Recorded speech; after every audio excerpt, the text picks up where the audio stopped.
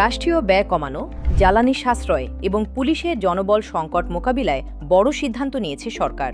মন্ত্রিসভার ২৪ জন পূর্ণ মন্ত্রীর মধ্যে ১৮ জনের জন্য দেওয়া পুলিশের বিশেষ প্রোটেকশন এসকর্ট প্রত্যাহার করা হয়েছে। তবে দায়িত্বের গুরুত্ব বিবেচনায় ৬ জন জ্যেষ্ঠ মন্ত্রী এবং প্রধানমন্ত্রীর একজন উপদেষ্টার ক্ষেত্রে এই সুবিধা বহাল রাখা হয়েছে। এর আগে প্রধানমন্ত্রীও নিজের নিরাপত্তা বহরের আকার ছোট করার সিদ্ধান্ত নেন।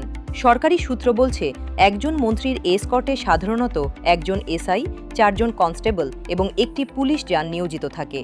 এসকর্ট প্রত্যাহারের ফলে এই জনবল ও যানবাহন এখন অন্য গুরুত্বপূর্ণ আইনশৃঙ্খলা রক্ষার কাজে ব্যবহার করা যাবে। তবে এসকর্ট প্রত্যাহার হলেও সংশ্লিষ্ট মন্ত্রীরা আগের মতোই গানম্যান, হাউসগার্ড এবং ঢাকার বাইরে সফরকালে বিশেষ পুলিশি নিরাপত্তা পাবেন।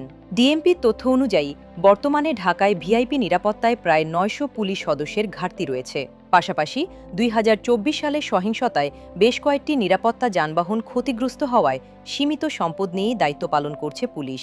সরকারের মতে, নতুন এই সিদ্ধান্ত একদিকে যেমন ব্যয় কমাবে, অন্যদিকে পুলিশের সীমিত জনবল আরও কার্যকরভাবে কাজে লাগানোর সুযোগ তৈরি করবে।